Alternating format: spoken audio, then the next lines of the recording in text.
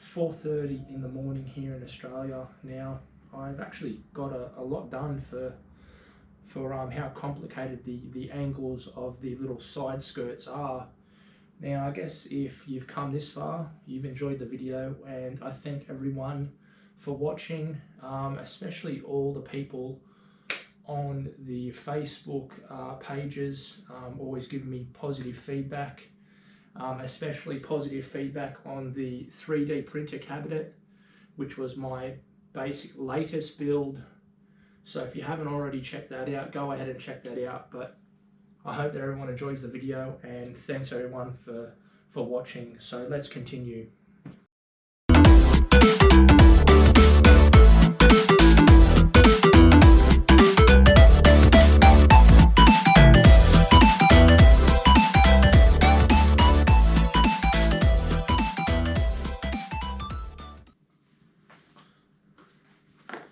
Alright, so we've taken a little break just to figure out some measurements here. Now, I've just added about a 3/8 of an inch a line on the pieces that are going to be the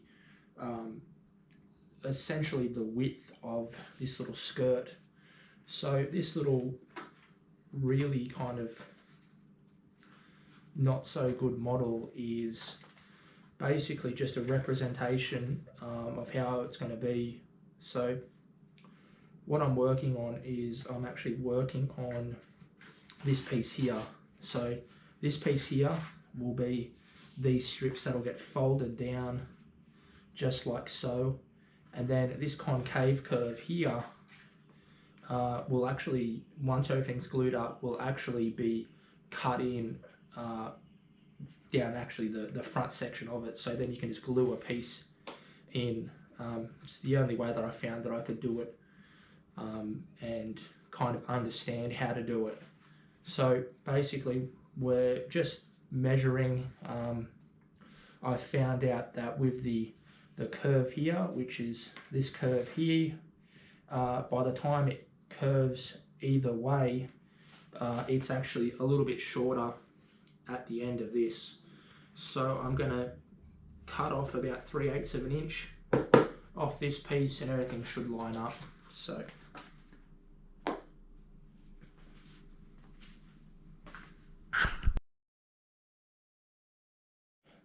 this is probably going to be a little bit of a longer video, but you can see what I was talking about with this 3/8 inch little lip here at the front. And what that is when I take another piece that's got a little 3/8 line, and I'll put it here. It's basically so when the two lines intersect, there's actually this kind of a bit of a point at the tip of it, but obviously there's a gap there. I can't really do all this one-handed, but it's just so the front of it meets almost just like that.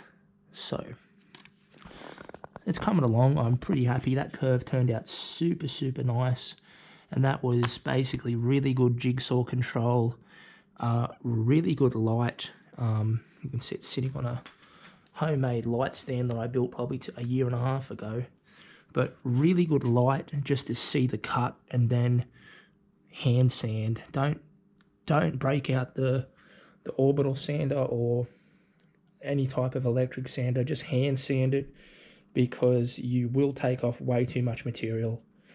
So before I wrap this up, I do want to say, yes, this is MDF, and yes, I'm 100% aware that MDF is like water's enemy.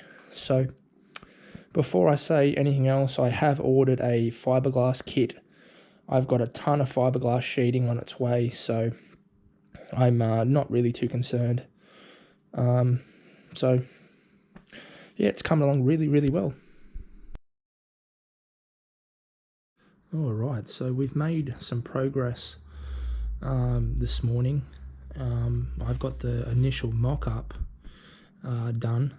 So right now, as it sits about 900 millimeters long by roughly 450 mil.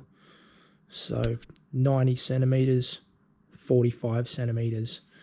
Now you can see I've got the motor in place. It doesn't look too bad. I think that I can condense some space maybe here, but the carb, which I want to do a velocity stack, has to be fairly accessible to take on and off. So right now these are just kind of rough dimensions, but it doesn't look too bad, but it does look a little boxy.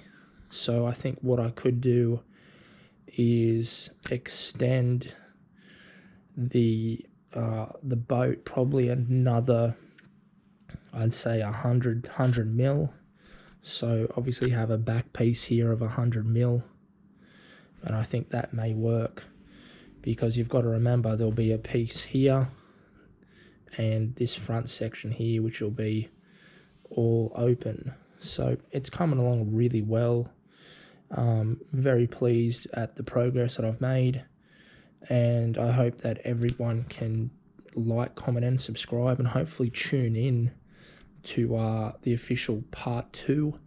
This is part 1. Now I know that I haven't glued anything up. I just really kind of wanted to see how it would take shape. So everyone that's watched, I thank you.